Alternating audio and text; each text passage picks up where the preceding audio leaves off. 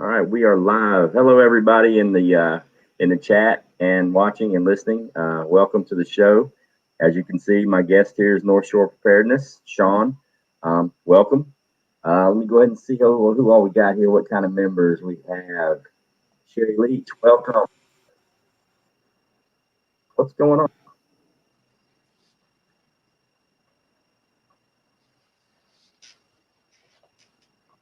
Okay, is that better? There we go. Sherry Leach, Gemma. Hello, Gemma. Love you too, sweetheart. Sherry Penny, new member. Welcome. Let's see who we got. Zombie Prepper, new member. Welcome to the show. Zombie Prepper? I love that name.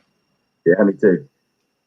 Looks like we got 12 people watching. We got 5 or 6 members here in the chat, which is awesome. And I'll go ahead and make my apologies ahead of time right now for everybody that's watching that isn't available to post chats. I haven't been able to really do anything special for the members. And as a lot of you know, I deleted all my memberships a little over a month ago and got rid of all these 5 tiered price levels, and I dropped them all down to, I think it's like $2 a month. I went as cheap as YouTube would let me do it for everybody. So there's just one membership price. And I've been trying to figure a way to do something special for the members. I did do a members only live stream and it went real well, but everything we talked about in the live stream, and it was some really good content, was only limited, to the members that were there. And I figured this thing out with doing the members only chat is that I can still do a live stream, and anybody that wants to watch can watch and listen. But it's a special perk for the members that I interact with the members and the members only in the chat. And what I planned on doing was, rolling for a half an hour or so with just responding to the members in the chat, and then I'll go into the settings while Sean's keeping you guys occupied, and I'll open the chat up to everybody that's watching.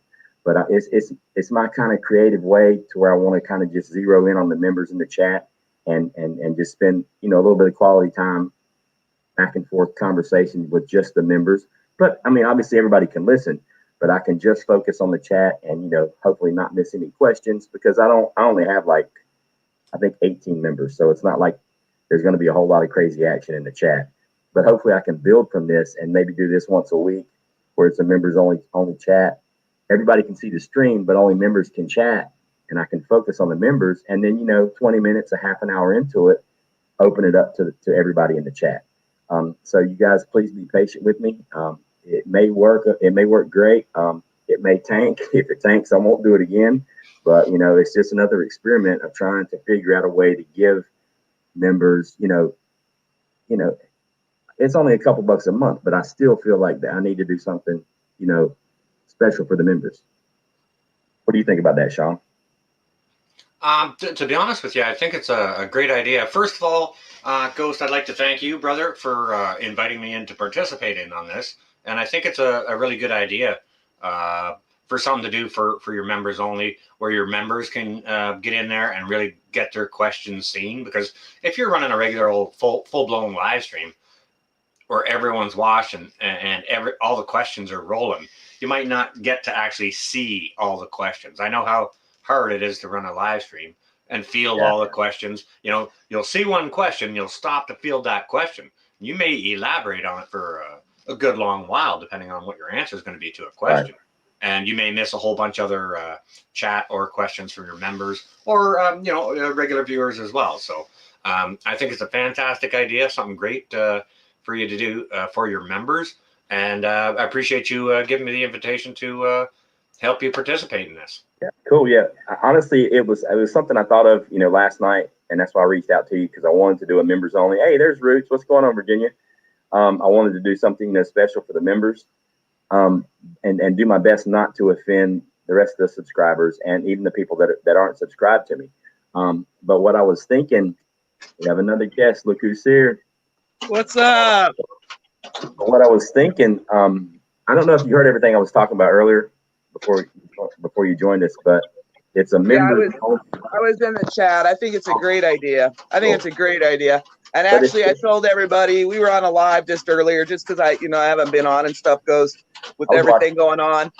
And I said, everybody go raid, go over there. And they're like, well, it's a members only. And I'm like, it doesn't mean you can't come over and listen, and you're North Shore. I enjoy listening to you, Ghost, man, I appreciate you guys so much. And right now we need to just be a community. We need to be a community and support each other. Well, obviously, it's an experiment, but it's kind of like a beta test, because the more I think about this and the more I was putting it together, hey, Milkmaid, what's going on? The more I was putting it together, I figured that it makes sense. What I'm thinking about doing is, like, maybe not all of my live streams, but actually it could evolve into all the live streams. The first 10 minutes will be reserved for members only, just to do a meet and greet with the members, kind of like a backstage before you go on. Just like the first 10 minutes of my stream will be just members only, and then open it up to everybody in the chat. Kind of a way of saying, thank you, kind of chat about what's going on. I think it's a cool idea. Last night I really tried to be on your live, and I was like, then I hit somewhere there in the hills, and I was like, oh man, I tried again. You guys were just spinning. I could hear you, but I was like, I better pay attention when I'm driving. And then the weather got bad. I didn't make it home until about 12:30. I did just learn something by doing this experiment. All right, you see the Milkmaid's in the chat, right? The Milkmaid is not a member of my channel, but she is one of my moderators. So obviously there's an override on the system that allows all of your moderators to participate in your chats, even if they're members only, which I think that is really cool. I was worried about that. No, I didn't know that. I just learned something there too. Thanks, Ghost. Yeah. I'm assuming that's why. I want to take a sec, because I hadn't taken the opportunity yet, just to say hello to all the members that are here in the chat. It's good to see all of you, and thank you for your hellos. Well, what do we say we just spend the next 5 or 10 minutes chatting with the members, and then I can open it up with everybody. What do you think about that, North Shore? Yeah, absolutely. All right, Sherry Leach has a question. Ghost, have you considered my suggestion for a prize? Sherry, remind me of what your suggestion was, because I got a lot of suggestions for the prize, more than one actually. But yeah, remind me what that was. I was trying to hit buttons, man. I better just leave the buttons alone for the next couple days. It happened. Oh man, I hit buttons, and that's why I don't hit buttons. Yeah, that's a good reason. We'll just leave them alone. Yeah. Klingon, the super mod's here. Hey, Klingon. Yeah, so that's obviously it, because you can see as well, Klingon's not a member, but she is one of my mods, and so the moderator tag overwrites the members only, which is awesome. I was worried about that. You would think that they would leave those on there, though, because that's your mods, Yeah. I would definitely hope so. Man, there's a lot going on, though, Ghost. There's a lot going on. I mean, like, I haven't been completely out of the loop. I was watching different lives and stuff while I was up there on my downtime, and then I was telling my channel about that I was listening to the news on the radio, right, while I was cruising, and then I had just read an article like the day before. And then I got an email, and I'm like, wow, they're saying a 50% increase in the United States for electricity this winter. 50%. Oh, yeah. People haven't been believing it. We've been preaching it for 2 years. Hey, yeah. Now, can I chime in on that? Yeah. I mean, the good thing is now you're getting some actual truth from mainstream media. I want to chime in on that as a Canadian, okay? Because I was having a telephone conversation with a buddy of mine. He's about 20 minutes or so from me. We talk all the time. We get together time to time up here in Canada, guys and gals. Maybe for some of Ghost's members don't know, I'm up in Canada on the North Shore of Lake Ontario, just outside of Toronto. But me and my fellow prepper buddy up here, we got to talking today, and we were talking about these global situations, about the coal shortages to run the power plants and this and that, and how it's going to create ongoing brownouts or blackouts off and on here and there throughout the globe.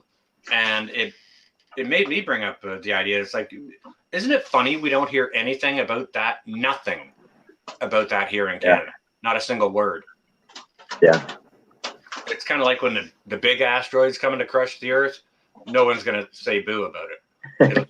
It'll just come in and flatten us all out. And I mean, what's the point in knowing there's nothing you can do about it? just let me go away and peaceful bliss. I guess so. Jerry Well, Lee, and I save was the money from the stew pot. That is a good prize. I could give away a bunny, to whoever wins. But if they live like a long way away from me, how are they going to get it? I guess I could just save an extra bunny and keep it for the herd. Save one from the stew pot. Yeah, we can work something out with that, I believe. well, I was All right. I was in a hardware store last week before I left, and I was servicing a ticket, and I started talking to the owner, and I was like, "Wow, you only have 3 propane heaters?" She goes, "Yeah, and they just came in this morning. They ordered 35 of them and got 3 out of Yeah. 35." And she said she doesn't think they're going to get any more this winter. So while I'm standing there, somebody buys one of them. I buy the second one, and there's one left. Because even though we have a fireplace, I want another source of heat. Because Right. I only have 3 cords of wood. That will not get me through all winter. And green wood, I'm not burning it. Hey, off the wall. You know? I missed what item you were purchasing. Yankee A Watchdog. propane heater. Yankee Okay. A propane Watchdog. heater. Yeah. Yankee Watchdog. Thank you for joining the memberships, man. I really appreciate that. Sherry Leach, you're saying I got to save the bunny and the bunny has to live in my house? I don't know. I don't know about all that. For Miss Buddy, Sherry goes. Buddy, For Miss Sherry, do it. Buddy will get really jealous. Yeah, Buddy will get really jealous. Let's bring Gemma up. She wants to say hello, guys. Hey, Gemma. How you doing, Gemma. sweetheart? Hi, Gemma. Hi. Hi. Hello. How's everybody? We're Good. doing How are great. you? Good How's here. everything? Thank you. Yeah, I'm doing good. I had a good day yesterday, so yeah. Awesome. Managed to not have any meltdowns or anxiety wobbles. Managed to I filmed with the local BBC station yesterday. Did a couple of pieces about Halloween and how to cope with isolation and stuff like that. So I was out for half a day filming yesterday, so that was good. Yeah, my week started out like shit. Listen to this, guys. So Monday night after the stream, I did what I was, I ate, I went to bed, fell asleep, woke up in the middle of the night, had to go to the bathroom, right? So I get up, went to the bathroom, and I'm sitting there, and all of a sudden I had this crazy weird pain in my lower abdomen. Then I got like really, really flush, and everything went dark. I woke up on the bathroom floor, right?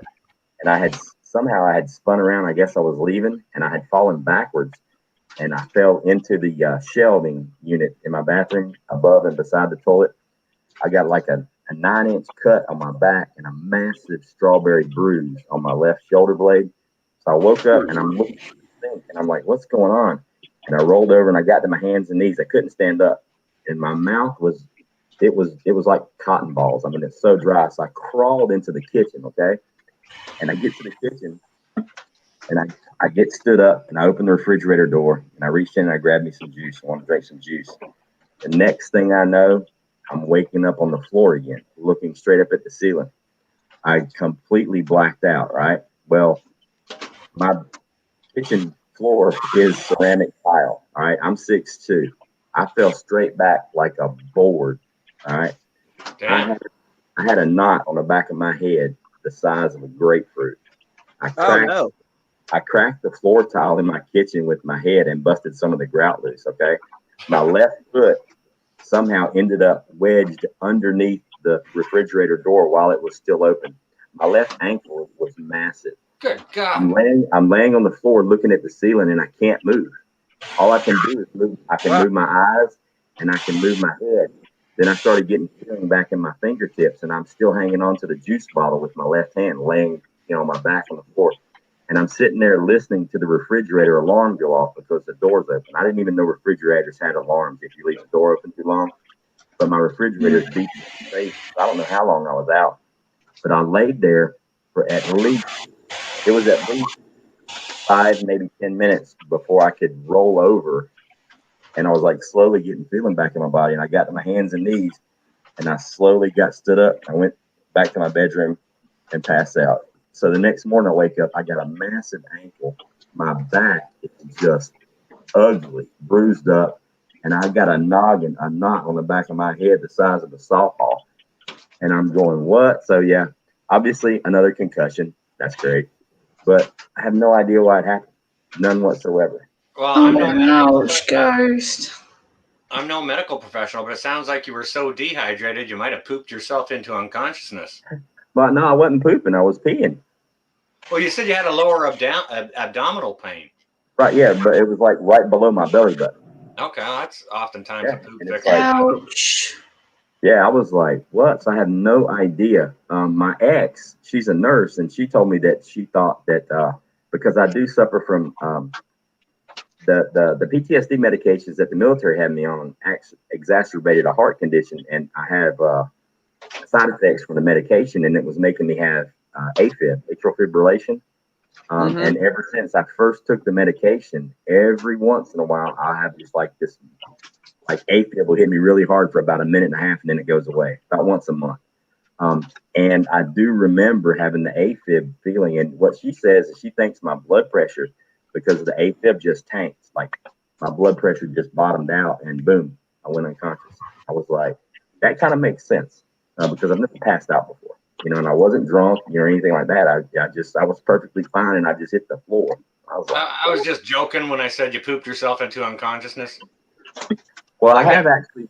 You have to be very careful with your blood pressure. That's going to lead to serious problems. Yeah. Well, you're not still on that same medication though. I haven't been on it in 2 years since I got Buddy. They took me off medication and prescribed me the service dog. But ever since I was on it the first time, it's like it like left behind residue or scarred my heart or something.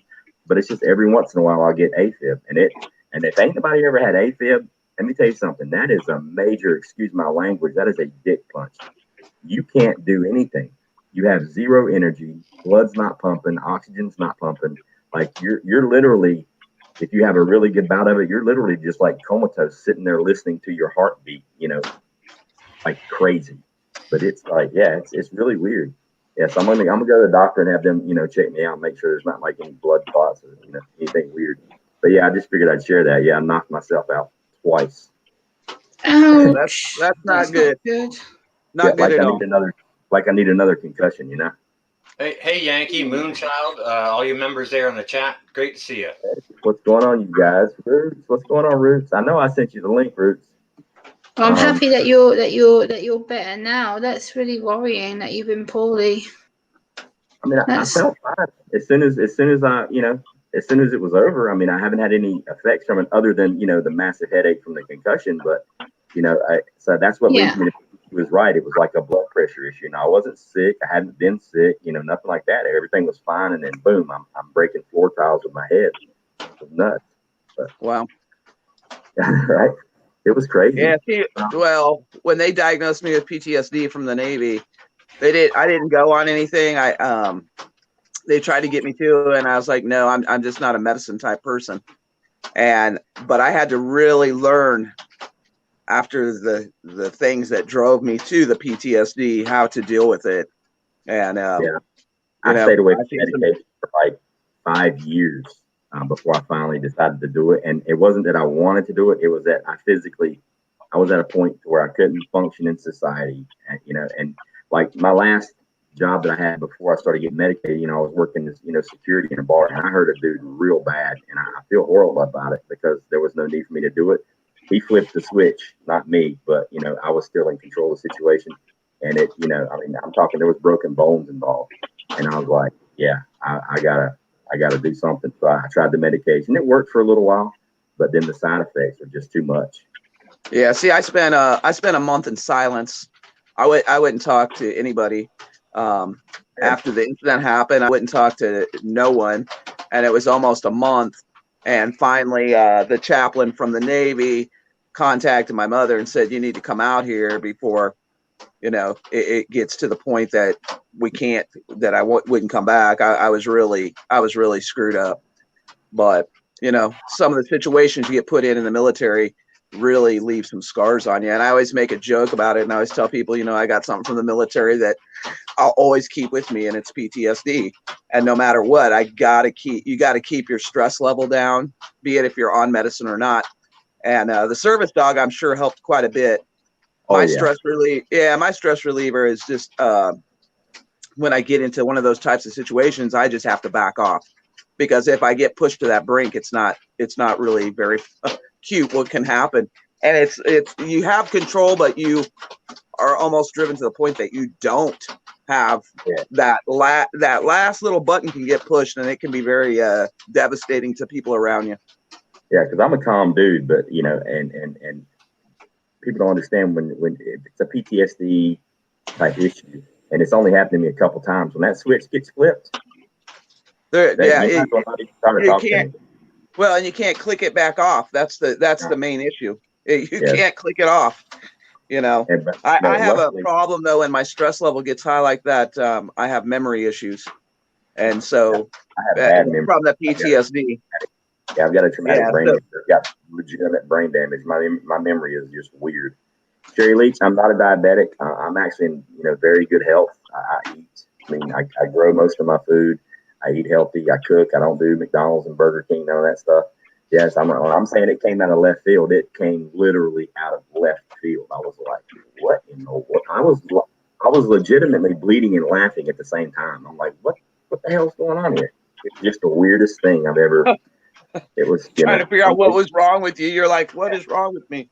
I was seriously. I looked around. I thought somebody hit me. I thought somebody knocked me out. I'm like, who in the hell's in my house? What's going on? First they kicked my ass in my bathroom. Now they're kicking my ass in my kitchen. What's going on? It was the weirdest thing ever. It was crazy. You were just getting your ass kicked, Ghost. You were just getting your ass kicked. Yeah, ass handed to you by a juice jug. Yeah. Ghost was getting his ass whooped by a ghost because I couldn't find anybody in the house. It was weird. Has anybody seen that the propane prices are going up too? Yep. Propane is going up. Natural gas, everything. I haven't been out shopping for any propane here recently, but I need to. So I'll look on that when I go out for it next week. But fuel's way up.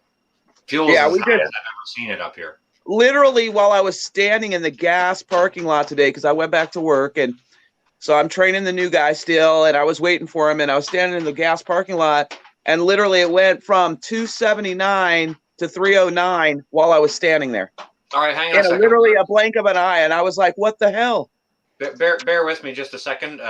Sherry Leach is here in the chat, okay? Now, she's up here in Canada with me in the same province. Now, she's hours north of me. Ontario is a huge province. She's probably 8 hours north of me, easy, maybe more. But she chimed in with her fuel price. Sherry, if you could chime in again, I'm going to do the quick math just to let our American brothers and sisters know what the price per gallon is we're paying up here that you showed us earlier, because it's more than I paid on the weekend, I'll tell you that. Yeah, y'all go by liters up there, right?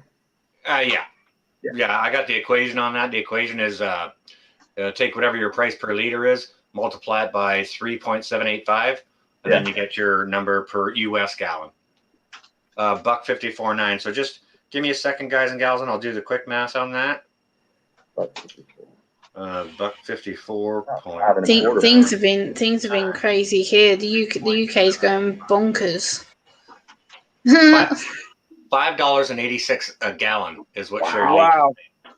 Wow. Yeah, and Gemma, what on the weekend, about 8 hours south of her, I was paying $5.45. Wow. And Gemma, what are you seeing over there in the UK? It's been going really mad. Like recently, I know Ghost discussed it on a previous stream, but we've been having a lot of what they call diesel shortages. There's been garages selling out of diesel fuel.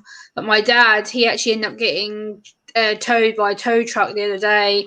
He was at a client's house because he's a builder, and he went to fill up his van for the next day of work. And he tried 6 different diesel garages, and none of them had fuel. And he ended up getting towed to another garage like 20 miles down the road to get pet diesel because no one for his van could get any. He ended up going to a private car garage to get some because nowhere else had any for him. I mean, he was not too happy. It's been about 24 minutes. I was going to see if any of the members in the chat have any specific questions for us before I go into the settings and open the chat up to the world. So does anybody have any specific questions for us? Sherry, I apologize. I thought you were in Toronto. Gemma, if you want to chime in with what your price per liter on fuel is, I'll go ahead and Give our American. I have no idea. I don't really pay attention to it. All right, fair enough. That's all right. No, Sorry fine. about that. I just Anyway. I don't really look at them kind of stuff. I don't really go out to need to do it, but No, all good. I know it's quite expensive. I know it's like, I think the latest fuel prices was like per litre. I think it's like 12, 13 pounds something per whatever it is. But it's quite expensive. My dad was not too amused. Me ended up spending to fill his van up the other day. It was like he ended up spending 200 and something pound to fill his van up, which was mega expensive. That is crazy. Yeah, well, it's been really crazy. I want to take a second and thank all the members in the chat for helping me with this beta test, and I want to thank the 70 other people that are watching the show that have hung out, and just listened and kind of helped us work through this thing. So I'm probably on my streams from now on going to give the first 10 minutes to just the members and members only, to just kind of have a big group hug session type thing to be caught up, and then open the chat up to everybody. It's something special I can do just for the members. So what I'm going to do now is let you guys just kind of do the talk back and forth, and I'm going to go into YouTube settings, and I'm going to see if I can open the chat up to everybody midstream. It may not let me do it. We're going to find out right now. All right, okay. Fair enough, Ghost. You know what? I think that's a fantastic thing to offer to your channel members. I'm just getting that set up, so I'm curious myself about how this works. I've never done a members only chat before, so I don't know how it works. I'm fixing to let you guys know if it works. My problem is I keep hitting on the chat on StreamYard, and it keeps disconnecting me, so I don't know what I'm doing. That never happened to me before. I could see the chat, but now I can't see the chat. I see myself over to the right. Do you see private chat? Yeah, but if I click on the chat button, that's why it's knocked me off 3 times. Okay, hang on a second. Do you see a thing beside it that says comments? Right now, it's just the 4 of us, and then the controls underneath, and it says chat. And I can turn off my cam and my mic. But when I go to chat, when I go to chat, it knocks me off. What sort of device you working on? Right now, I'm just on my phone. Copy that. Okay. Yeah, sometimes the phone does that. But I always go on. I've been on several lives just off my phone, so I can stay out here on the back porch. But that's one of my disadvantages. I only do lives here in front of my I'm watching you guys on a 42-inch TV. That's my monitor for my desktop, right, and my webcam. I'm on my laptop. My desktop. I use live streams for my laptop. There's Hutch. Let me do it. Awesome. They let me do it, you guys. Hey, Rosanna. Hey, Hutch. So it did let you do it, Ghost? Stephanie Joe Roundtree. Now it's all subscribers. It's subs only now. So you can switch it while you're midstream. That's cool. Midstream. You just got to go to YouTube and do it through there. I figured it out wrong button, so I can talk you through it when you want to do it. Okay. Set the whole stream down. Hello, everyone. Let's see who else. Let me Steam. Now that we got all the subs in here. See, obviously, no May. Sheila B. Hello. Rosanna. Hutch. What's up, brother? Ozzy Lander. Hey, Northern Girl. Today. Body Fawn. Constitutional Carpenter. Northern Girl Hobbies. What's going on? Hey, Ghost, I told everybody to come over here, so there's probably a whole lot of people over here. Hey, what's going on? Raven Lash. Ooh, I love that name. That is awesome. Raven Lash. Hey, Raven. There's Raven. Hey, what's up, Raven? Hey, Virginia. Hi, Virginia. That idea. Hi, Virginia. I think I'm gonna stick to the idea, guys. Like on my streams from now on, the first 10 minutes is just members only chat, just so you can give the members something special, just like a little hangout, like a group hug, and then open it up, to subs. I think that's that's what I'm gonna do. You know what, brother? That's gonna be a second unique thing you're doing. Okay, because I don't see anyone doing that. And I also don't see anyone doing canning live streams. Yeah, I mean, I've seen other canning live streams, since I did them, but and I know that wasn't an original idea. I wasn't the first one to ever do that. You know, Yeah, I but think no one. I am one of the few that's kept doing it for 4 solid months. You know, every Well, week. But exactly, that's my point. No one's doing that on the regular. So, Right. and like with Ghost as well, I've never seen anyone like Ghost be so welcoming and friendly. Like the way he introduces people and the way that he explains what people do and stuff. I've never had that such in-depth detail from a streamer. And I've been on plenty of streams, and I've never had anyone like Ghost who does it the way he does, with letting the people talk and giving them an in-depth description. And that's what fascinates me about Ghost. He's very good like that. Well, that you was know great. what, Gemma? I think it's great on many levels because what it does is it does a few things. You know, it encourages Zombie um, prepper, what's up? it encourages people who Yeah. are new to canning to it takes that fear out of it because you got someone there live doing it with you, Did you showing guys? you, Yeah. answering all your questions. It also incentivizes people to get that freaking canner out of the box. Yeah. And for people who are already canning, it may incentivize them to just get it out from under the shelf and put it back on the stove and get some more canning done. Talking of canning, me and my dad did our second canning the other day. We did a vegetable stew and we canned it. Oh my god, it was good. I had 5 or 6 people with me on the stream last week canning, and every single one of them, the first time they ever canned was with me. That was just a cool feeling. You know what I mean? It's like every single person there, it was the first time they did it was with me, which was really awesome. Ghost actually encouraged me to get a canner, and I actually did my second session with my dad the other day, and we did a vegetable stew and we canned it all, and it was wonderful. We had a really good time doing it. So it was good. Ghost, you were talking about dehydrating, and Dragonflies has been doing a bunch of different videos on dehydrating foods and vegetables, and like it's pretty amazing. Like when you use a dehydrator, because especially if you're limited on space, like she will dehydrate 4 or 5 trays of food, and like the huge bags of frozen vegetables, it goes into 1 pint, and all you do is rehydrate them when you're using them. And she has been on one. We have dehydrated everything. And so you might want to check out her video. I don't know if you've been over there to check out her video, but she did a few. Hey, but you know what? Off the wall. Go ahead. I'm gonna show you something that's gonna support what you just said. Okay, hang on just a second. I'll be right back. Hey, for the rest of you also, guys, hello, everybody. Hey, Virginia. Cat turn. Hi. How are you? I'm good. How are you? Happy late birthday. Thank you. Gemma, happy birthday. I didn't know. Yeah, it was on Monday. I was 33 on Monday. Well, happy birthday. I remember my 33 20 years ago. Yeah, I've still got my balloons from my Elvis tribute fan behind me. They're still fully inflated. They haven't gone down yet. So you're an Elvis fan? Okay, yeah. Your volume's really low, Virginia. Okay, off the wall. I just got these out the pantry, and I got 3 jars. Okay, so I'm going to show them all to you. There's jar number 1. Now these are quart jars. That's nice.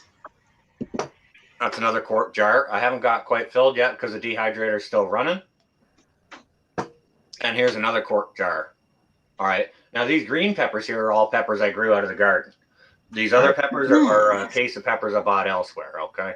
Now, if you want to guess between those 3 jars, how many peppers do you think is in those 3 jars? Couple hundred at least. Thank you, Hava and Oslander. Thank you for your birthday wishes. I don't know. Tell us, North Shore. I don't know. Maybe the folks in the chat want to have a guess. Yeah, guess up, people. Interactive. Yeah, 100%.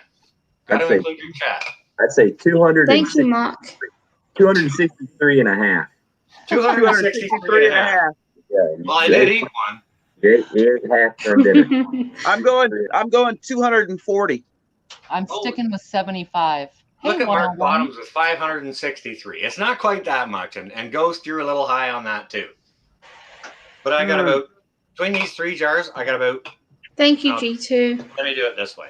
Between these 3 jars, I got about 80 peppers right here. Wow. Whoa. Virginia, you won. Without going over. And the thing that people don't realize, a lot of people don't realize, many do, but bell peppers are absolutely packed with vitamin C, Mm-hmm. right? So Well, it's a great and winter. dragonflies is so creative. We even do. We'll take a bag of like marshmallows and dehydrate those, and Yeah. they're like a crunchy candy. The interesting thing that she dehydrated was watermelon. Ooh. And when you go to eat it, you can eat it just dehydrated. It tastes like a little watermelon candy stick, Huh. you know.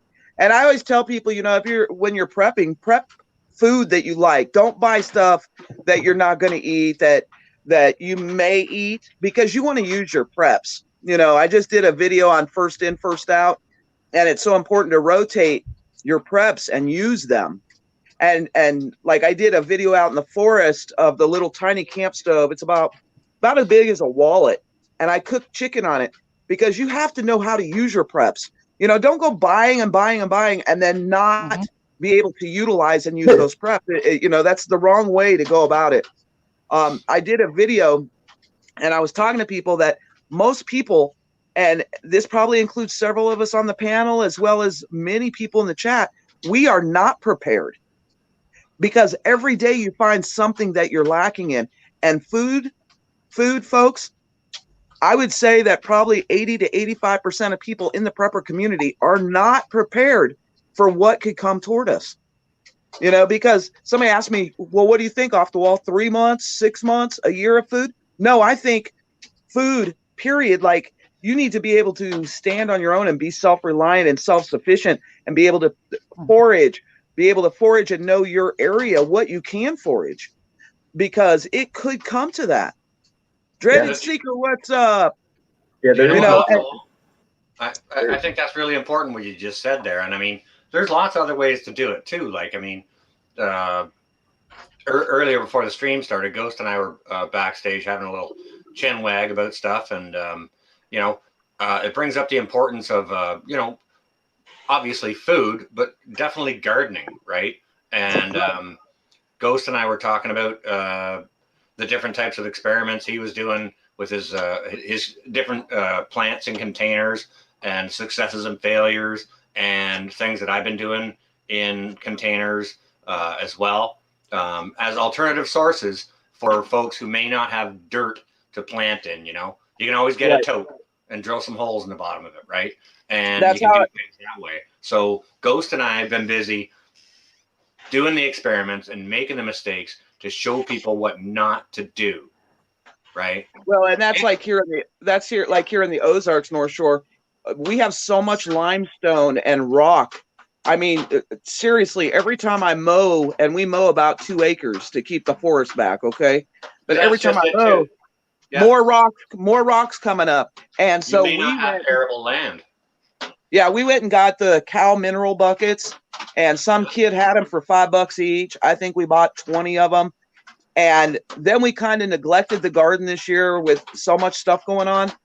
And I looked out there, and Dragonflies, please go out there and mow. And I said, you know what? It's funny to me that you can plant something, not take care of it, and it still produce vegetables. And we had tomatoes and strawberries and peppers and zucchinis that have been totally neglected. So you have to take the steps and learn from your failures. And then, our battle is the deer. Our battle is the deer. Yeah. And but we learned a lot this year from doing that. And we have a seed, a whole container with little drawers, and we have our different seeds in there. And that's really important, to be able to have those seeds for the future. It's very important. And I told someone tonight, if you don't have a garden or whatever, Hey, go Prepper. and find you good tomatoes or good whatever, and get the seeds from there. It's better than having nothing. Mm-hmm. Yep. Yeah. It's better than having nothing. Yep. I've got 6 or 7 bags full of seeds that I saved this year from my little garden experiment. And like this guy over here says, he murders his plants. He'll put them through the hardest tests ever. I kill them. I murder them, and the ones that stay alive, that's my seeds I'm keeping. Yeah. I mean, I mean, in Florida, I went through 4 years of growing tomatoes, and by the 4th year, I had changed the growing pattern of those tomatoes to where the 4th year I grew tomatoes all year long through the winter in Florida. Now it's Florida, but it did get down into the high 30s, low 40s for several days, and I had hardied up those tomatoes every year. Like I took them to the freeze and or to the cold, and they got murdered. And I saved the seeds from that fruit because they remembered they got their butt kicked, and then the next time around they get used to it. They evolve, plant seeds just like cockroaches. They evolve a whole lot faster than human beings do. Well, and speaking of cockroaches, I've experimented a lot this year with a lot of different stuff. And some people on my, like, if Miss Sherry's still on here, she'll be like, oh no, Off the Wall's going to talk about it again. But I went and sat traps. I made traps out of water bottles, cut the top off, flipped it upside down, put a rubber band around it, and sat them along the edge of the forest. And I caught grasshoppers, crickets, and then I went out underneath some logs and I got some grubs. And I actually, in the United States, we don't talk about it much. It's like, oh, it's kind of taboo. Like, no, you didn't. And hey, Annie Oakley.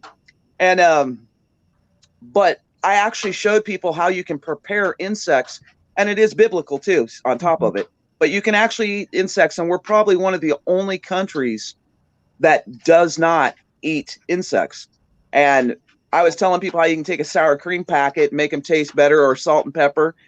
And people were like, oh, Off the Wall, But there's a couple of them that actually taste like apples. And people were like dumbfounded that they tasted like apples. But they pack a lot of protein. And, if it comes down to it, if you don't know how to forage, there's so many alternatives, and you need to learn those. Fishing and hunting is great. Okay. But if everybody's fishing and hunting and there's no restrictions on that, that could cause a problem where you can't fish or hunt because there's nothing to get. Yeah. So you have to, I always tell people you have to think out of the box, off the wall. But like dandelions, everybody has dandelions. You can make soups, salads. You can actually eat almost the whole dandelion, and it's packed full of nutrients. So it's like very, very important to learn your area that you live in and learn how to forage. And there's some great books out there. Yeah, you can make jelly to teach you what to look for. Alexander. Yeah. Yep. Excuse me. I was in Newport Richey. It's about a half an hour north of Clearwater.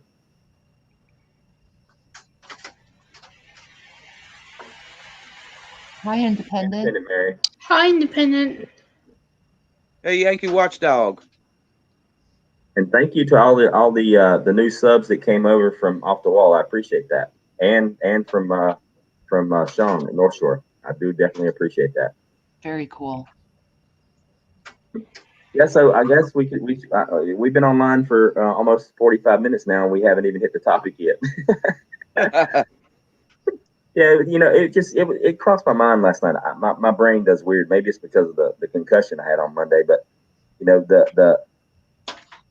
for the life of me, when I look at somebody making a stupid decision or doing something that's obviously wrong, the first thing that pops into my head is, why would you do that? You know what I mean? Why? It's obvious. You stick your hand in the fire. Why? It's going to hurt, and you did it anyway. Because people lack knowledge. And now they you're don't research it. Yeah, and now you're complaining that your hand's burnt. And I look at the prepping as the same way. I mean, there are legit people out here. I even have, people that I know very well that they have just enough groceries in there. I mean, they legitimately stop by the grocery store every day on the way home from work to get food that they're going to eat that night. And that's pretty much all they have in their house. And I'm like, how can you live that way, especially if you have kids or anybody living in your house that you're responsible to take care of? How can you not have food? I mean, me personally, if you have children, small children under the age of, say, 10, and you don't have at least a month's supply of food in the house, at minimum a month, to me, that's child neglect. I mean, that's just the way I look at it. You ain't doing it right. You're not living right. Yeah. But I do my food shopping because I've been on disability benefit or whatever. Like, I do my food shop once every 2 weeks, and I have enough. Like right now, I have enough for about 3 months. So I won't need to do a shop for about 3 months, and I will make stuff to last me longer than that. I have batches of stuff that I've canned. Like I did vegetable soup the other day. I've done other stuff that will last me months and months that are all in my freezer. So. Yep. And that's how it's done. Like, I mean, you know, I talk a lot on my channel because I'm on such a limited budget myself. Um, I talk about prepping on a budget, or how to prep on a dime, or how to do things as inexpensively as possible, because more money to prep with is more food, or more water filtration to put back, or more stuff for your preps, right? So I talk a lot about that, and I think it's very, very important. You can prep even if you got an extra $5 a month. You're prepping. Well, and Yeah. that's kind of what I told people, forget about the new shoes right now, forget about the new shirt. Don't go to BK and Wally World for things you don't need. Prep for things that you really do need, and quit wasting your time and money on things that aren't going to provide and protect your family and your future. And that's like really important. People keep talking about, well, when's SHTF going to happen? And I'm like, I don't have a dang magic calculator to tell you that it's today, tomorrow, or next week. But I believe that we're already in an SHTF, and we're not pushed to the brink where we're total panic attack. But my gosh, if we can't see it from what's happened since last March, worldwide, not just in the United States, but worldwide, it is going to come to the United States. Canada's been on serious lockdowns, Australia, I mean, France. I mean, it's going to happen. And why wait till it's in your face? Don't be out there in the crowds panic buying when you can be prepped and be ready for any type of situation. When they hear the word, go ahead. I'm sorry. No, I'm just saying, like, don't wait. It's time. Like this month, my whole message is, and I've been feeling this urgency, and so is Just Josh and some other people, that it's time now. Like, I've been trying to encourage my subs to get on it. Don't wait. Don't wait. Well, people And hear that's the the word. big message. They hear they see the word. It's not really a word. The acronym SHTF, and they think that the running chunky stuff's going to hit the fan all at once. Right. We've been in SHTF for a couple of years now. It's coming like one little crunchy nugget at a time. You know what I mean? There's somebody Right. sitting on the other end, and they're releasing a little nugget at a time. I mean, it's flattening on the face. Exactly. Hey, listen, you know what? I want to support what you both are saying. I'll give you a prime example of when the crap hits the fan, and it's different for everyone. Maybe you fall down on your kitchen floor and bust your head on a tile, right? Somebody's doing some stuff over there. Y'all, I gotta jump off here. My mom's calling, and yeah, I'm sure you can understand. So God bless everybody. I'll talk to you soon. Let me give her a ring back. Stay right okay. off the wall. I'll come back in the chat there, Ghost. Okay. And thanks for having me, man. No problem. Okay. All right. Bye-bye. All right. So here's a prime example for someone of the crap hitting the fan. Okay. So about a year ago, summertime, just out front of my place, saw these young guy and a young girl, and they were the young couple that lived upstairs, late 20s maybe, couple of quote millennials of the head, you know what I mean? Millennials in the head. So one person, both their cars were parked on the same side of the road, nose to nose, both of them with their hoods up, and they didn't have a clue what they were doing. They were both in front of their vehicles, looking down at their phones. They were trying to figure out how to boost it. Okay, so when the crap really hits the fan is when two millennials are trying to figure out how to boost their cars, and both of their phone batteries run dead. Yeah, that's like, and this is Hey, the lucky guys Dame, Stuart. I eat from my preps at least 2 to 3 times a week. I pull straight from my preps. I mean, I rotate through it. I'm talking about my canned goods mostly, because I'm always canning, and so I'm at like a 3-year rotation right now on the canning stuff, and it's getting bigger and bigger as it goes. But like, if it hit the fan right now tomorrow, and I had to survive only off of my preps, I'm not going to have to adjust my stomach. I'm not going to have to adjust my palate. It's not going to be a big life change for me, because that's meals that we eat right now. And I've been doing it so long and preparing meals with preps so long that if you came over to my house and I cooked you dinner completely strictly from my preps, you would not know. You would not know that it's long-term food. And to me, that itself is a prep, getting your family's digestive tract and their palate used to eating those types of food. Because number one, they're easy, they're cheap, and they're good for you. Most of them, anyway. Convenient as heck as well. Like, I mean, dump it in a pot and warm it up, and you're Hey, golden, Stuart. right? Yeah. It's like, hey, what's up, Betty Jackson? It's like, right now coming up wintertime, everybody wants chili. I get cases of chili. All you gotta do is just dump it in the pot and warm it up. But the great part about canned food is if you ain't got heat, you ain't gotta warm it up. I mean, you can just eat it cold. It ain't gonna kill you. You're still gonna get the same nutrients. Putting fire to it does not make it any more nutritious, okay? That's not the point. When the balloons really go up, you're not gonna be eating, the way Gordon Ramsay and the rest of those guys do it. It's not going to be about flavor and presentation. It's going to be about getting nutrients into your body so you can function. That's like Ghost knows that I'm fairly new to the Canon community and homestead and stuff. Like, thanks to Ghost and to Jess, like, since I've known them, I've learned how to cast myself better. Like, I had no knowledge of all this stuff before. And then when Ghost started telling me about it, I was like, whoa. Like, it completely blew my mind. And now that I've got my own canning machine, I'm starting to cook myself meals.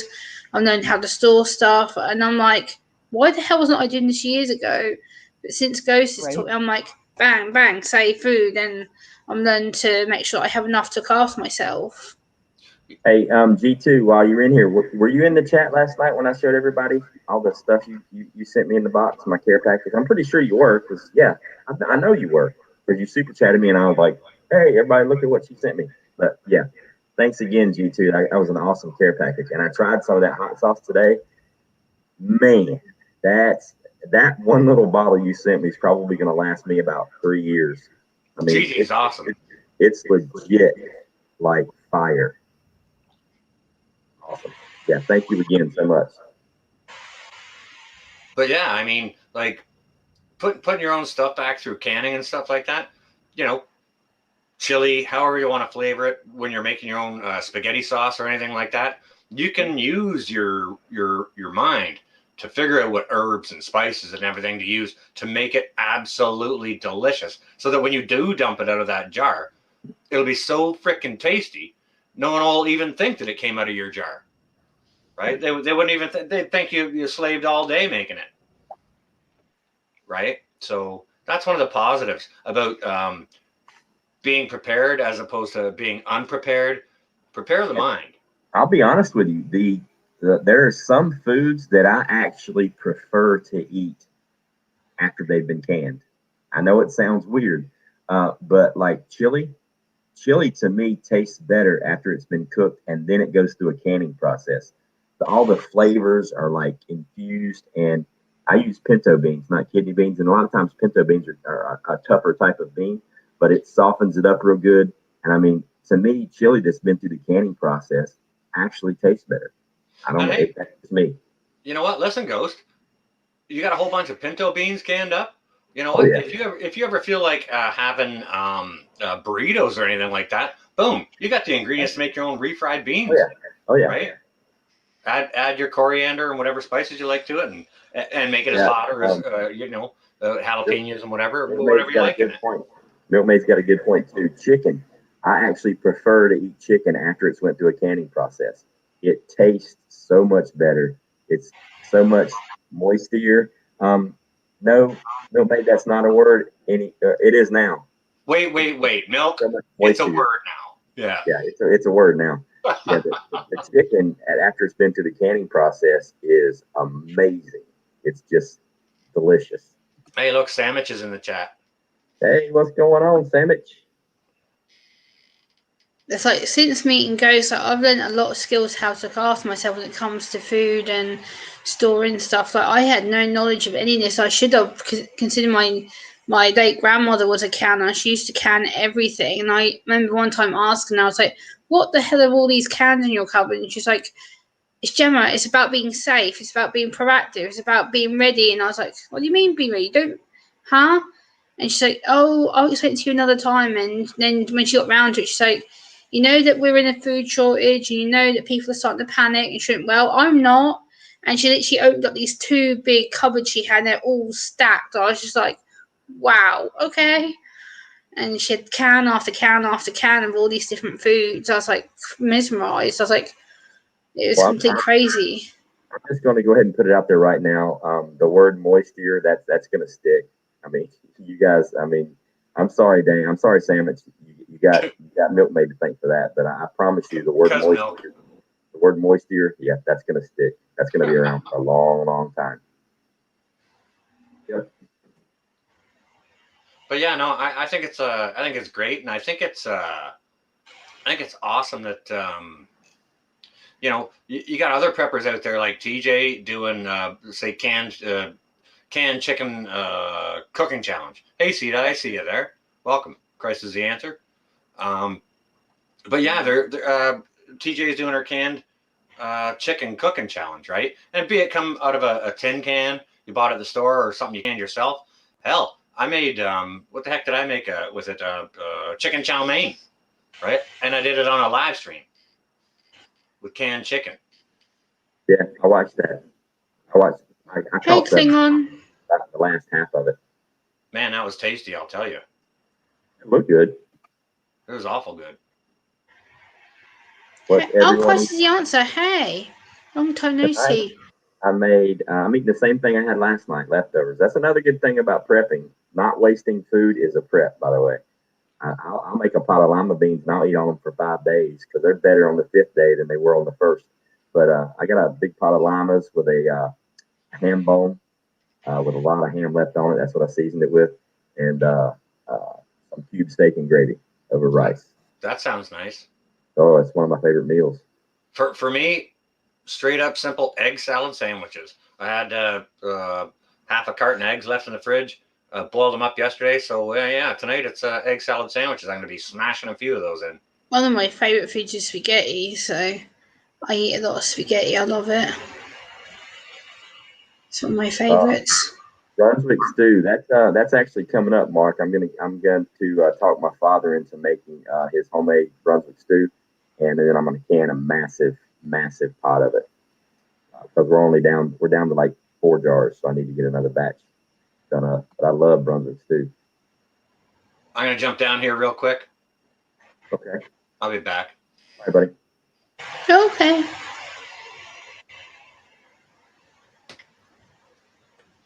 We got about another 15 minutes or so, and then I'm going to call it because I want to get ready for Prepper Tribes live stream. I don't want to be stepping on toes. Okay. But nice. So in the chat, let's field some questions. What do you guys want to talk about? I don't mind. If any guys have got any questions for me or for Ghost in the chat, let us know. I usually read the questions out to Ghost when he's live streaming because usually has a lot of people on the panel when he's doing it. So I try and read the chat as often as I can when I'm on panels. I will say one thing too, Milkmaid, if you're still here, yeah, there you are, and Roots, if you're still here. I was trying to think of what I was going to can again this week, and then I get the sale paper in the mail today, and Food Line has got the Boston Butts on sale again for 99 cents a pound. So I don't know if I'm going to can more Boston Butt, but I'm for sure going to go get about 40 pounds tomorrow or the next day. Kicking at Homestead has a question for you. They said, what's the difference in taste in Brunswick stew and beef? Oh, Brunswick stew. There's no comparison. Brunswick stew is made a whole bunch of different ways. Welcome back, Virginia. Thank the you. way my father does it, it's got chicken in it. He's got beef in it. He's got there's corn. There's different vegetables. The seasonings are completely different. Brunswick stew, if you've never had it, it's like a complete meal, and it's amazing. It's like you can't compare Brunswick stew to beef stew. It's like comparing a hamburger to French fries. They're 2 totally different animals. Nice. What's up, Roots? Hey, I had to reboot. I'm sorry. The interweb is doing its thing. Your volume's a lot better now too. Yeah, you're a lot louder, so we can hear you. I was about a half an hour north of Clearwater. I was in Newport Richey, outside of Newport Richey. Yeah, I love Boston Butt. that's literally one of my favorite meats. Boston Butt. They're delicious. And at 99 cents a pound, I don't care what kind of meat it is. 99 cents a pound, that's a deal. Yeah. Milkmaid says you need to all check out Nikki. She has grown her channel and has amazingly fun personality. Yeah, she's been on Nice. this thing the last 2 or 3 weeks. She's been on there with us, canning the last 2 or 3 weeks. She's awesome. Yeah. They don't know what chili is over there, but other than that, she's awesome. They Nice. legitimately don't put beans in the chili. So they pretty much call chili manwich or call sloppy joe chili. It's confusing. Yeah, we have chili over here, which is usually a main dinner that people have. Yeah, Milkmaid just posted her link for everybody in the chat that doesn't have it. Oh, go in between subscribe to prepping, Milkmaid. yeah, I know who that is. I talked to her the other day in Ghost Chat. Yeah. Yeah, she had a Yeah. different, just changed it to in between, I think like 3 weeks ago, 2 weeks ago maybe. Yeah, I know who that is. And I hadn't been paying attention to everything in the chat, but mods, if you guys have already posted everybody's channel link, thank you. If you haven't, could you please make sure we drop North Shores at Roots and Gemma's down there as well? Appreciate that, Ghost. Thank you. Mods, you rock.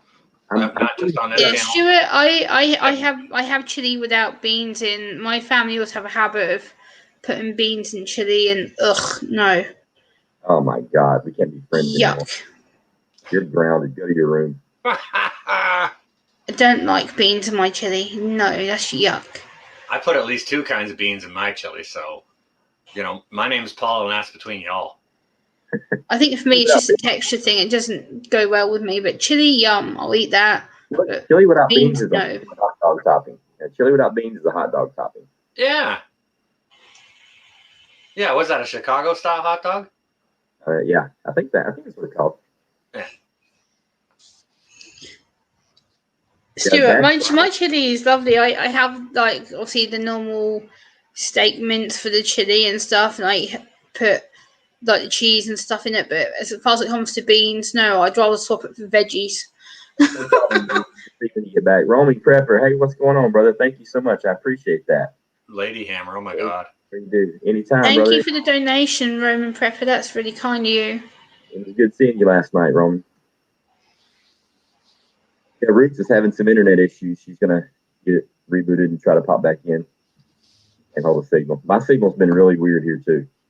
It's like the Wi-Fi is crazy. Because North Shore will tell you before we went live, I was on my phone because my microphone's better on my phone. It wasn't good. It was horrible. I mean, I was jumping all over the place, so I switched to my Ghost was breaking up, and I was missing half sentences and all kinds of stuff. switched to my laptop, and it's hard. Yeah, my internet's done that the last couple of days. But the Wi-Fi is just winky over here. But what are you gonna do? Solar flares. Yep. It's like earlier, I uploaded a walk in the park video that I did earlier, and the first time I uploaded it, I had 3 people come straight to me and say, "Oh, there's no audio," so I had to re-listen to it all again. For some reason, it had cut out again my first 3 minutes, and I re-uploaded it the second time, and everything seemed to be working. But I don't know why my phone cut out the first 3 minutes of my video. It's weird. Yeah, me too, Milkmaid. Just don't tell anybody. Well, you see, when you make a chili, all the flavor is in there, regardless of what you put in it. Like I put carrots and celery, onions in mine, bell peppers, right? Oh yeah. Now you can leave all that stuff out and just make it with the meat. And if you got tomato paste or sauce or whatever in there, you got the flavorants in there, your coriander and your chili spice and this and that, right? The flavor's there. Adding the beans is an extra boost of protein and fiber. Yeah. It's a bulk. If you haven't made chili with cranberry beans, make it with cranberry beans. That's the absolute best bean you can use. Brother, I've never even heard of cranberry beans. Yeah, I just discovered them about 2 years ago. Cranberry bean it's a type of pinto bean, but it's got a real light color to it. It's like a cream color, and it's got purple stripes and spots all over it. And it's a sweet pinto bean. Plus, it's a lot softer. It's a whole lot softer. It's my favorite bean. It's awesome. That's pretty cool. I'm gonna have to look for that. They're called cranberry beans. Jesus, I just bought lentils on sale this week. Yeah, they're I found them at Walmart, believe it or not. Oh yeah? Ghost, I actually gave your channel a mention to the BBC guy who I worked with yesterday. He asked me what channels that I found inspirational or inspiring, and you're in the top 5 that I mentioned. Well, thank you very much. All right. So the guy from the BBC said that he'll be checking out your channel and he's going to link them all when he does the show live tomorrow. He'll be calling out the names of the channels that I gave him. So. All right, guys and gals, that's exactly how we do it. We Awesome. shout out other people's channels. You know, lots of you in here, I see lots of familiar names. Lots of you guys know my channel. Some of you that don't, maybe go over and have a look at it. But I shout out people's channels all the time. And I mean, Ghost is one of them. He's doing his live canning all the time. And Ghost, you know what? I'd love to come over and can with you. But I'm always freaking busy on a Saturday. I'm modding for pinball, then rocking my own show. And then I usually hit yours after, right? Yeah. You know, it was an obvious choice, Milkmaid, for me to talk about Ghost because his name just came straight to my head, and two, I was just like, he's one of the most loyal, friendliest guys who's been helping me, and it's one of the first channels that I talked about. I had a list of names. I was like, Ghost Prepper, and then a few other people that I talk to regularly, and he's like, and then the guy was actually fascinated with me. He goes, you mentioned a prepping channel. He goes, how do you find that interesting, Gemma? And I was talking to him about it. He goes, oh, okay, I can see why you like that kind of channel and stuff. And he's like, I didn't think that kind of thing would interest you. I was like, well, that's where you're wrong, because I want to learn to help myself with food and knowledge. And I was like, a lot of people like myself love the information. Like, the more information I can get, the better. I'm very much about storing information in my head. So yeah, that's an awesome idea, Lucky Dane, but I can on Saturdays. Tomorrow's Friday. yeah, well, today's Friday for me. It's 2 o'clock in the morning. Pinball's gathering is on Saturday. Yeah, but is he going to do his stream on his backup channel? I don't know if he's going to be he may do some streaming from his event, but his event runs from noon until probably dark, which is what, 8 o'clock over in Tennessee. Yeah, I think so. Yeah. So I'm not sure if he's going to be running that kind of brings up a good point. You know, I may have to just do like a hybrid show on just one random weeknight, maybe a Friday night. Just do a canning stream on a Friday night just for the people that can't catch it on Saturday nights. You know, one week just shift it over to Friday, just out of the blue. Just do it on a Friday instead of a Saturday. Yeah. Lucky Dame just said there'll be no pinball stream on Saturday. All right, appreciate that, Sandwich. Well, there's no stream on Saturday. Get your canning gear ready, brother. Come can with us. I might just then. Yeah, okay. You got plenty of room. I'll hit the store and see what's on sale, and if I can get something. Hey, Dragonflies. I'll be there canning it, because I'd love to get on. You know, it's a long freaking live stream. I'll tell you that, but it looks like a good hangout. I need to start streaming more. I need to start being a bit more active. The thing is, it's not like it's a long live stream, but it really isn't, because that's how long it's going to take me to can anyway if I didn't have the camera on. 100%. You know, that was the cool part. I'm like, instead of me canning by myself in my kitchen and you canning by yourself in your kitchen, trying not to be bored to death, turn the camera. As boring as can be. Let's just all do it together. So we chat while the jigglers are wiggling, you know. So it's really fun. Yeah, it's like a half an hour of work or 40 minutes of work, and then you're chilling.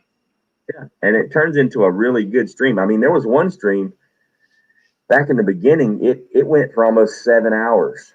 Well, they are good streams, and that's why I pop in, like when I'm either before pinball stream or after my stream on Saturdays. That's why I jump in, because it is a good stream.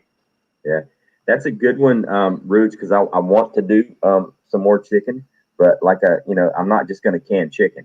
You know, when I do chicken, and I do the bone broth, and the bone broth process by itself, just to make the bone broth, is a minimum of 4 to 6 hours, just to make the bone broth ready to be canned. You know, so you've got to do your chicken, you know, and make the broth while you're canning. Usually when I do chicken, I'll start at about 6 in the morning and I finish at about midnight. You know, it's like an 18-hour deal. But when I put up chicken, I'll put up 40 or 50 pounds of it. And then I put up like a case to a case and a half of bone broth. And, you know, if you've seen real organic bone broth like I make, even at places like Walmart, you can get like a quart, and it's like $7, $8. I put up 12 to 18 quarts for free from the water that you're pretty much just going to throw away after you make your chicken. After I finish parboiling it, I just add the vegetables. I make a real hearty, thick. If you haven't seen my bone broth, it is so dark gold, it will blow your mind. And you can literally just drink it right out of the jar. It's delicious. It makes the best chicken soup and grits. Oh, it's awesome. Yeah, when a chicken broth or a bone broth is done correctly, like I've got some culinary school background, and the way I was taught to do it, it's a 2-day process. Oh yeah, just to make the broth, right? Yeah, it takes quite a while. The cool part about the pressure canning it is if like I make my bone broth, I run it on a really good boil for between 4 to 6 hours. Yep. And then the actual canning process itself finishes it off because it's going to go in the cannon for another hour and a half. That's how I do it. Yeah, gotcha. So it's getting juiced up. I mean, it's awesome. Whoa. What does Hang with Jesus saying here? Parsnip wine. Never heard of that. Never even heard of it. Yeah, bone broth is, I mean, all you got to do with really good bone broth is just boil you up some noodles. Like, yeah. I mean, if you take some good chicken bone broth and pour it over some noodles, any kind of noodles, your chicken noodle soup right there.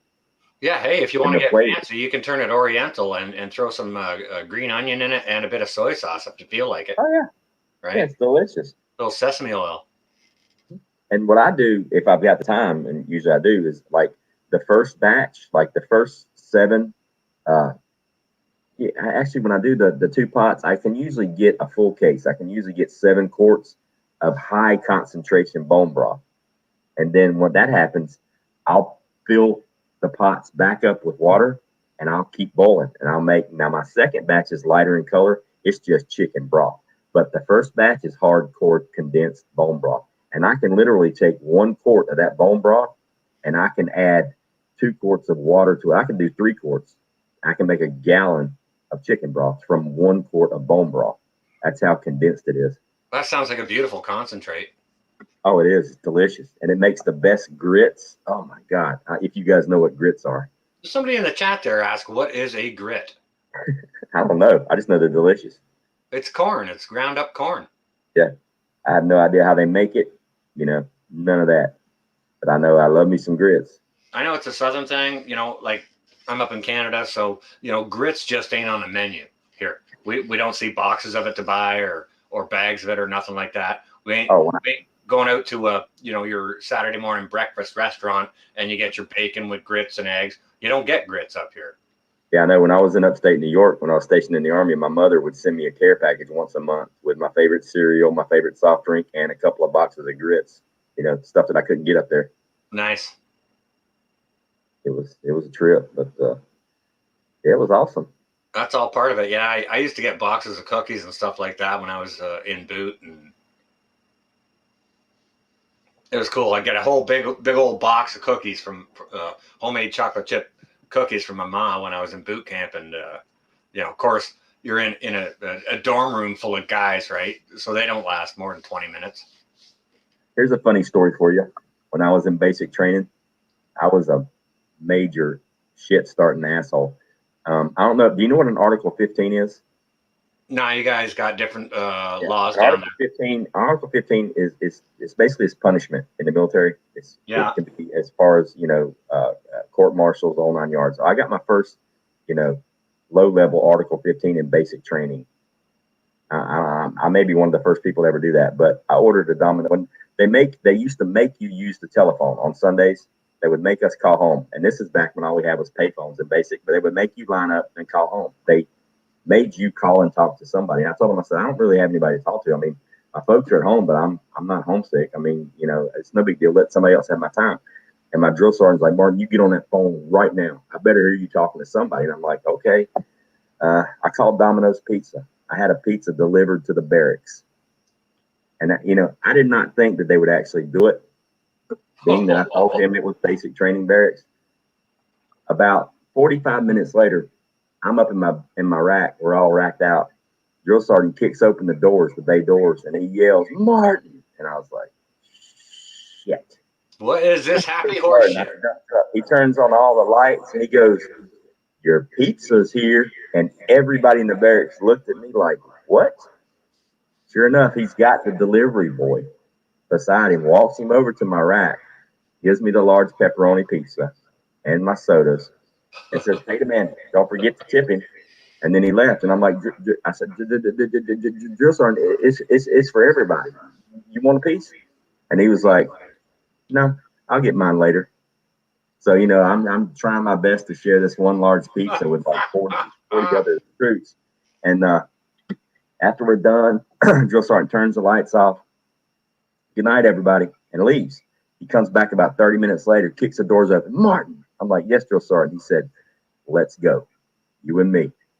And I bend over, trying to put, my PT gear on, because all I had on was my boxer shorts, a t-shirt, and that was it. And he goes, "No, just like you are." I had socks on.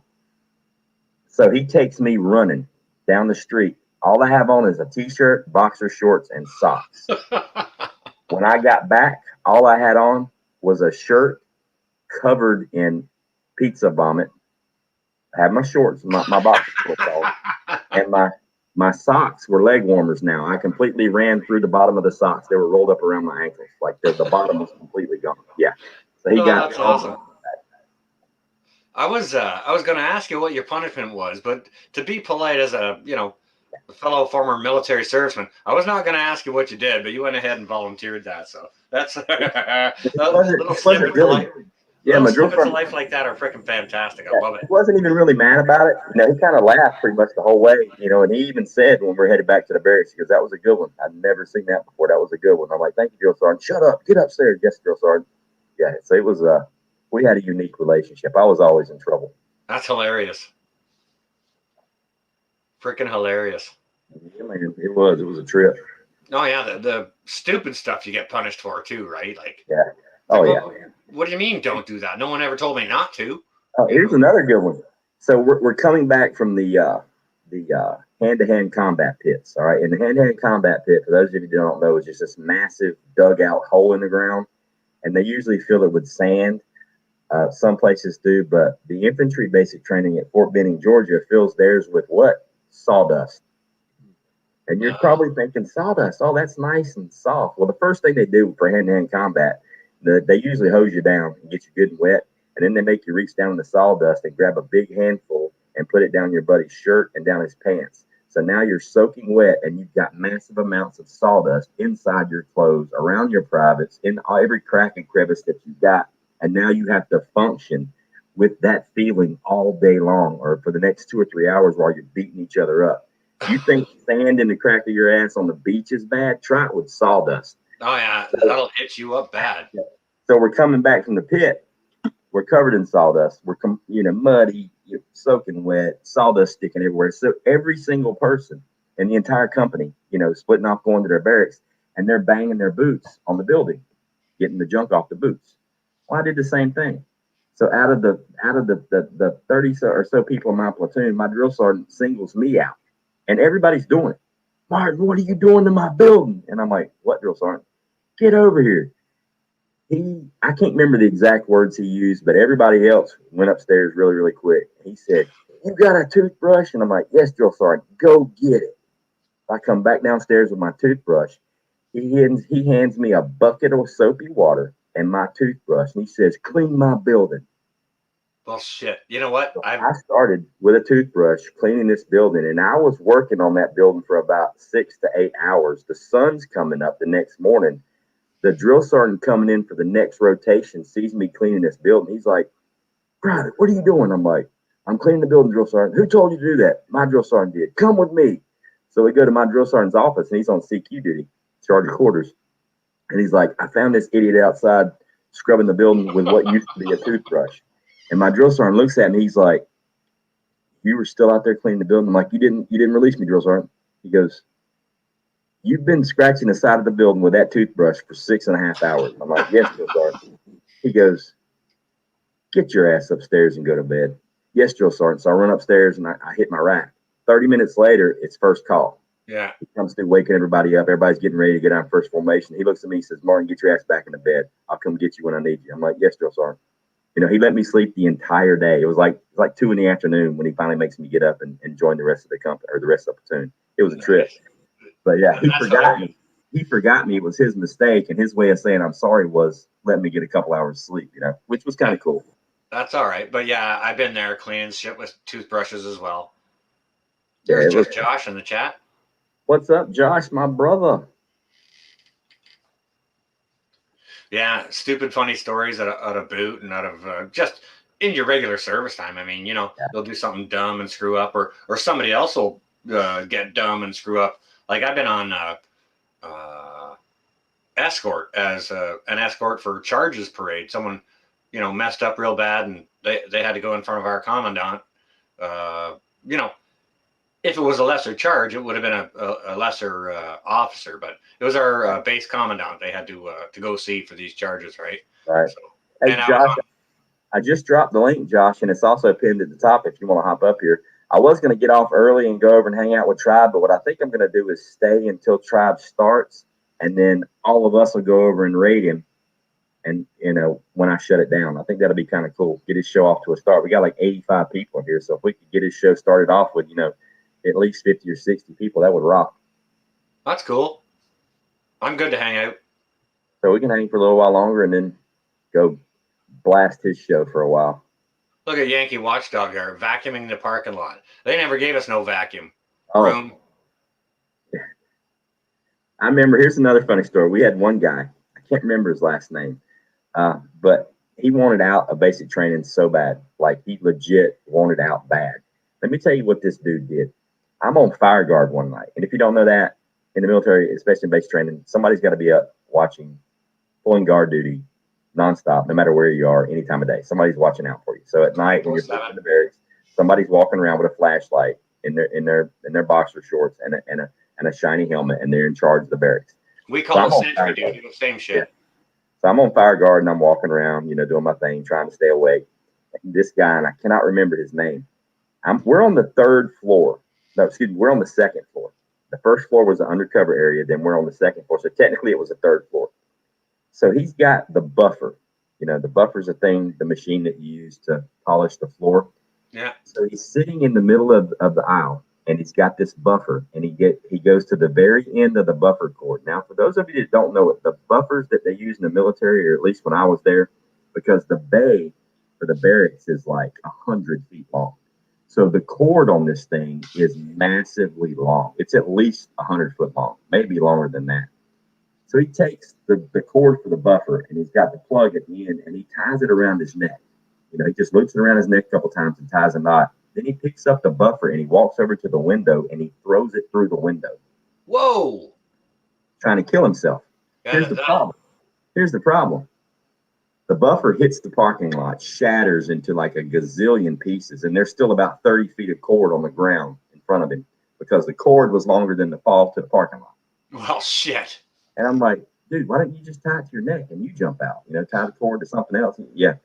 So he ended up, you know, getting in trouble, and then about 4 weeks later, about 3 weeks later, he takes all of his clothes out of his foot locker, piles them up on the floor, and somehow or another, he got a hold of a can of lighter fluid. And so he covers himself in lighter fluid and lights himself on fire right in the middle of the barracks. Holy crap. Problem was, it was lighter fluid. It burns off really, really quick and really, really fast. He had like a couple of flash burns. He didn't have any eyelashes left. He was completely bald, and he had like a really bad case of sunburn, and then he got recycled again, and he had to start basic training all over again. So, yeah, he was something else. Tell you about them floor buffers. We had to use them too, but I mean, we weren't allowed to use them before we waxed the floors, okay? Like, we had to wax the floors first because it's illegal in Canada to buff the, you know, the hallway floors unless they've been waxed. So 2 coats of wax on them. So what we do, and oh man, our sergeants and our CEOs, they were hard ass, man. They wanted the lines in that wax so freaking straight, and the only way to do it, the only way we could figure out how to do it is, like, obviously, you know, you've shined a boot or two in your life, right? Oh yeah, more than once. Yeah, so you know what a Kiwi cloth is. Oh yeah. Okay, so we'd take our we go over to the CanX, which is basically your military store on base, right? So we go over to CanX, we get ourselves some brand new fresh kiwi claws. They deliver off the big old buckets of wax because it'd take 40 gallons or whatever of wax to wax up the hulls. Like you say, they're 100 feet long or whatever, right? But we get brand new kiwi claws. We dip them in that wax, lay them on the floor against the floor, and a dude would lie down hanging onto that, and another dude would grab him by the ankles and drag him backwards along the hallway to get those freaking lines in the wax that straight. Just stupid, funny crap, eh? Yeah, that'll work. But it's ridiculous stuff. That's one of the things we come up with, but sweeping the parking lot, mopping the parking lot while it was raining because drill sergeant didn't want his parking spot to get wet. So we were constantly mopping the parking lot when it was raining because he didn't want his parking lot to get wet. I mean, there was some of the ridiculous stuff they came up with. Yeah, I was like, oh my goodness, I enjoyed it. I love basic training. I had a blast. In retrospect, I did too. I mean, don't get me wrong. Like, yourself as well as I do. They'll run you until you're near passing out and you're seeing stars and dizzy in your head, right? Or swim or PT or whatever it is. But once you get to that point, it doesn't hurt anymore. Once you get to that point, they can't do it. I mean, they can't. If you're completely exhausted, you're completely exhausted. You can't get any worse. Either that and you know what? You bring up a really, really good point here. To overcome that pain or that exhaustion or whatever. Like Ghost says, once you're exhausted, and that's it, you're done. But if you're not exhausted and it's just your brain telling you shouldn't be doing this, they teach you how to shut your brain off and overcome that. You work through the pain, you work through this, you work through the discomfort, and you get over it. Improvise, adapt, and overcome. And G2, that's a funny that you said that. I used to be a smoker up until about 6 years ago, and up until the day I quit smoking, ever since I got out of the military, I've always field stripped my cigarettes, no matter where I was at. Every single time, even today, I field stripped a cigarette. I mean, I would. My ex-wife would get so pissed because every time she'd wash my jeans, there was a whole bunch of cigarette butts in the pocket because I wouldn't throw them on the ground. I field strip my cigarettes; they go in the pocket. It's a military mindset. And the mindset behind it is leave nothing. Leave nothing for them to trace you with. Right? Leave nothing behind. Leave no evidence. Ghost, we had a trainee, AF, Air Force, I'm assuming, went to the snake pit where all the drill sergeants were and cried for our drill sergeant saying he wanted out. All DSs were there. Yeah. My favorite part of basic, I used to love it when they would the shark attack when you first got there and the drill sergeants, everybody's doing the knife, they're yelling and screaming and going nuts. I mean, it was just that stuff that got my blood going. I was like, yeah, man, this is crazy. I mean, because look, I mean, now technically, I guess you could accidentally die, but they're not going to kill you. Everything they're doing is just going to make you a better person. I went to basic training. I could probably do maybe 3 push-ups. When I graduated, I could do like 100 without stopping. I maxed my PT test. I mean, I looked at basic training, my 14 weeks of basic, I looked at it as a free trip to the gym. And dude, when I come out of basic, I was in some serious shape. It's a real interesting thing what they do to you mentally because, if you don't understand what they're going to do to you before you go in there and you're mentally resistant in any way, it's going to freaking suck for you, because they completely break you down mentally to a point where they need you, where they got a basic construct that they can build you up from, which is exactly what they do. It was a cool process. I enjoyed it. The mental part of it was the best part. It was awesome. 100%. I'll tell you what, kudos to those, all those NCOs that are on that detail of training all them rookies because they've got a time frame in which to work, right? Yeah. And that's, where you separate the chaff from the wheat. Okay, everybody, Prepper Tribe had just went live. Let's go over there and rate him. If one of the mods could drop his link for those of you that aren't subscribed to Tribe, I'd appreciate that. And let's all go over there and just raid the crap out of Prepper Tribe. Actually, I can drop the link, can I? It's right here. Boom, boom, and there's Prepper Tribe's link. So let's go over there and say hello. You That's guys cool. I'll showing see you good? all over there. Ghost, thanks ever so much for the invite on this test run for Yeah, man. members and all that, and much appreciated. We'll see you Cool. canning, hopefully in the near future, brother. I'll see you guys over in Tribes stream. All right, stay well and safe, y'all.